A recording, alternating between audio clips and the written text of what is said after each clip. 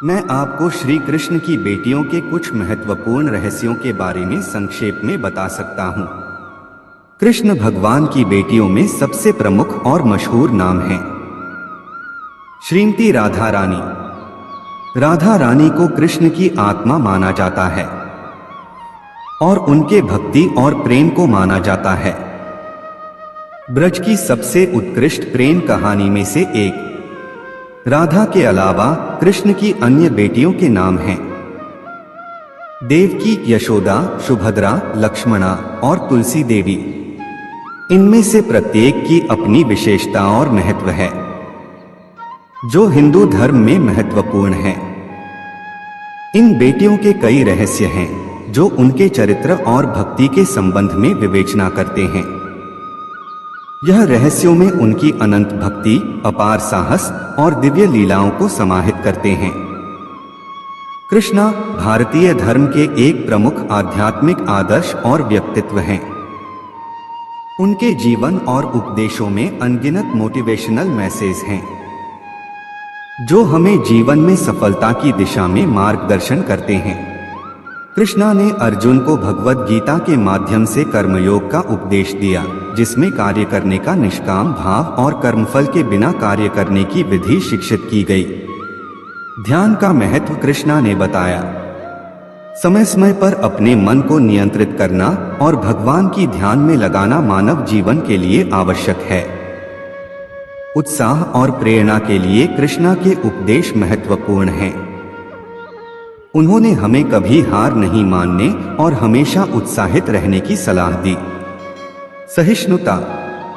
कृष्णा ने सहिष्णुता का महत्व बताया। उनके जीवन में होने वाली घटनाओं में भी वे सहनशील रहते थे और हमें भी सभी परिस्थितियों में सहिष्णुता बनाए रखने की सलाह दी। कृष्णा ने अपने जीवन में समर्पण का उदाहरण प्रस्तुत किया। वे हमें अपने कार्यों को भगवान के लिए समर्पित करने का प्रेरणा देते हैं। कृष्णा के जीवन में संगठन और नियंत्रण का महत्व उजागर होता है। उन्होंने हमें अपने विचारों और कार्यों को संगठित रखने का सिखाया। कृष्णा के उपदेशों में आत्मसमर्पण का महत्व है। वे हमें अपने आत्मा को भगवान के समर्पित करने की सलाह देते हैं। कृष्णा ने हमें धन्यवाद और कृतज्ञता का महत्व बताया है। वे हमें धन्यवाद करने की अद्भुतता और महत्व को समझाते हैं। कृष्णा के संवाद के माध्यम से उन्होंने हमें सही दिशा और सही मार्ग का चयन करने की प्रेरणा दी। कृष्णा ने भागवत गीता के माध्यम से सामंजस्य का महत्व बताया है। दुर्योधन की पत्नी का नाम भानुमति था। वो एक बहुत ही सुंदर लड़की थी और जब कृष्ण दुर्योधन के महल में मेहमान बनकर आए तब वो सिर्फ 17 साल की थी। दुर्योधन ने एक षड्यंत्र रचा जिससे कृष्ण को नशे की हालत में लाकर कोई वादा करा लिया जाए। उसने सभी तरह की व्यवस्थाएं की और इस बात का खास ख्याल रखा कि भोज में खूब अच्छी मात्रा में शराब भी हो।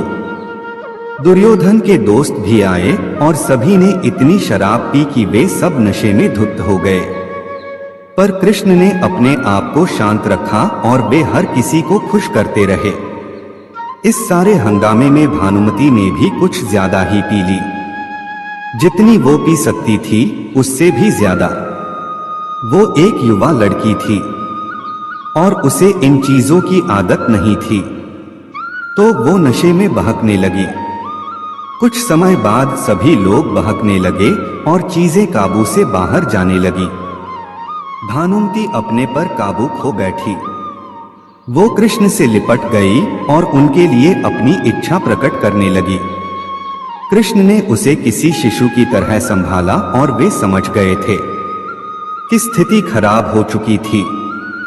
वे समझ गए थे कि भानुमति अगर कुछ गलत कर बैठी तो बाद में संभाल नहीं पाएगी और हस्तिनापुर की रानी का गौरव कलंकित हो जाएगा।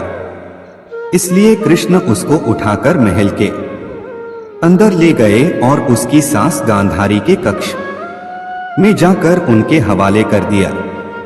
अगले दिन सुबह जब भानुमति को पता चला तो वो कृष्ण के प्रति सम्मान और कृतज्ञता से भर गई कि उन्होंने उसे बचा लिया था। तब से वो कृष्ण की भक्त बन गई। पूरा वीडियो देखने के लिए दिल की गहराई से शुक्रिया, धन्यवाद।